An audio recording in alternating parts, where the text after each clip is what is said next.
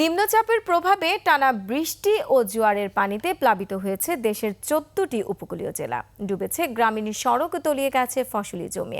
আগামী ২৪ ঘন্টায় চট্টগ্রাম, সিলেট, রংপুর, বরিশাল বিভাগ সহ নদ নদীর পানি বৃদ্ধি পেয়ে বিপদসীমা অতিক্রম করতে পারে। এদিকে প্রাকৃতিক দুর্যোগে বিদ্যুৎ সংযোগ না থাকায় বন্ধ হয়েছে ৫,০০০ মোবাইল টাওয়ার, ব্যাহত হচ্ছে টেলিযোগাযোগ সেবা। প্রতিনিধিদের তথ্যচিত্রে ডেস্ক রিপোর্ট।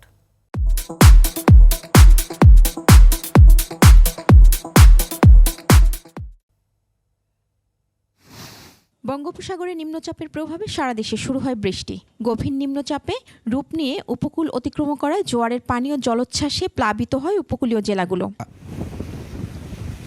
স্বাভাবিকের চেয়ে ৫ থেকে ৬ ফুট উচ্চতার জোয়ারে প্লাবিত হয় নোয়াখালী নিম্নাঞ্চল, তলিয়ে যায় নিঝুম দ্বীপসহ বেশ কিছু এলাকা। সাগর উত্তাল থাকায় হাতিয়ার সঙ্গে নৌ যোগাযোগ দুদিন ধরে বন্ধ ছিল। একটা দুর্ভোগের মধ্যে আছি আমরা। মসজিদের ভিতরে আমরা এখানে রয়েছি আর কি। এখন আমরা বৃষ্টির কারণে আটকে রয়েছে।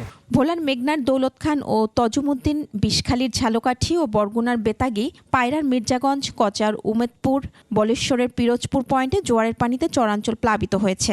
ঢালচরে ডুবেছে ঘরবাড়ি, ভেসে গেছে গবাদি পশু। এই বন্যায় আমাদের ঘরবাড়ি সব কিছু রয়েছে, থাকার ব্যবস্থা নাই।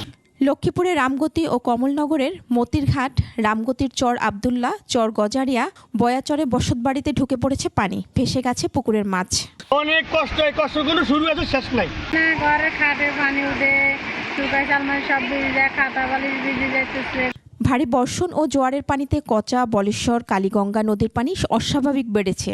টানা বৃষ্টিতে তলিয়ে গেছে শহরের রাস্তাঘাট, দেখা দিয়েছে জলাবদ্ধতা। ঠিকমতো নিষ্কাশন হচ্ছে না বিধায় সাধারণ মানুষের চলাচলের জন্য ব্যাপক অসুবিধার সৃষ্টি হচ্ছে।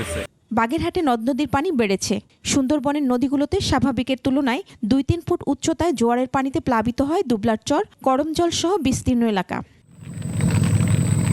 একদিন পর ভোলায় শুরু হয়েছে ফেরি চলাচল, তবে নৌ উত্তাল থাকায় উপকূলীয় নৌপথে বন্ধ রয়েছে লঞ্চ চলাচল। নিম্নচাপের প্রভাবে খাগড়াছড়িতে ভারী বর্ষণে বাড়তে শুরু করেছে চেঙ্গি, মাইনী নদীর পানি। রয়েছে পাহাড় ধসের শঙ্কাও। দুর্যোগ মোকাবেলায় প্রস্তুতি নিয়েছে প্রশাসন। টানা বৃষ্টিতে রাঙামাটিতে বিভিন্ন স্থানে পাহাড় ধসের ঘটনা ঘটলেও হতাহতের কোনো খবর পাওয়া যায়নি। লোকনাথ মন্দিরে আশ্রয় নিয়েছে ১৬ পরিবার। আমরা চার দোকানে যাইতে পারি না, দোকান ঘাটে যাইতে পারি না। এখানে প্রায় দীর্ঘ ১৭ বছর যাবত আজকে আমাদের রাস্তার এই অবস্থা। পটুয়াখালীর গলাচিপা, চালিতাবুনিয়া ও চর আন্ডা গ্রামের বাঁধ ভেঙে ১০টি গ্রাম প্লাবিত হয়েছে।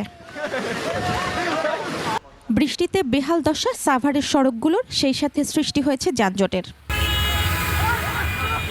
এদিকে নিম্নচাপজনিত বৈরী আবহাওয়ায় দেশের বিভিন্ন অঞ্চলে বিদ্যুৎ সরবরাহ ব্যাহত হয়েছে। এর প্রভাব পড়েছে টেলিযোগাযোগ খাতে। বিদ্যুৎ সংযোগ না থাকায় প্রায় ৫,০০০-এর বেশি মোবাইল নেটওয়ার্ক টাওয়ার বন্ধ হয়ে পড়েছে বলে ফেসবুক পোস্টে জানিয়েছেন টেলিযোগাযোগ ও তথ্য প্রযুক্তি মন্ত্রণালয়ের প্রধান উপদেষ্টার বিশেষ সহকারী ফয়েজ আহমেদ তৈয়ব। মহিমা পলি, ডেস্ক রিপোর্ট, ২১ টেলিভিশন।